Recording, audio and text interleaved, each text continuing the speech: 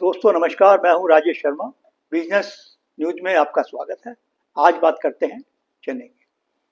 चने के भाव दिल्ली बाजार में पिछले कुछ दिनों से 6100 रुपये के आसपास घूम रहे हैं। ये भाव गत वर्ष की तुलना में लगभग 1900 रुपये प्रति क्विंटल नीचे है। अब सवाल यह है कि आगामी दिनों में चने के भाव का क्या रुख रहता है। सीजनल मांग को देखते हुए क्या भाव में तेजी आएगी या भाव इसी प्रकार रहेंगे।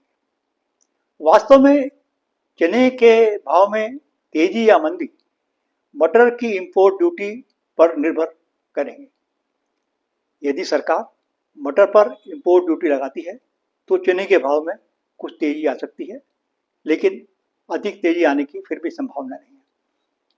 उल्लेखनीय है कि विगत दिनों कृषि मंत्री ने खाद्य मंत्री को पत्र लिखकर मटर पर आयात ड्यूटी लगाने की सिफारिश की थी। व्यापारिक संगठन भी मटर पर आयात ड्यूटी लगाने की मांग कर रहे हैं ताकि चने के भाव अधिक न गिरें और आगामी वर्ष इसकी फसल पर कोई प्रतिकूल असर न पड़े। गत वर्ष चने का आयात 15.06 लाख टन किया गया था, जबकि मटर का आयात 21.04 लाख टन किया गया था। बंदरगाहों पर चने का स्टॉक घटकर 3.17 लाख टन रह गया है, जबकि मटर का स्टॉक 3.37 लाख टन रह गया है। व्यापारी को कहना है कि चने की अधिकांश मांग अक्टूबर माह में पूरी हो जाएगी और उसके बाद नवंबर दिसंबर में ऑस्ट्रेलिया से चना आना आरंभ हो जाएगा।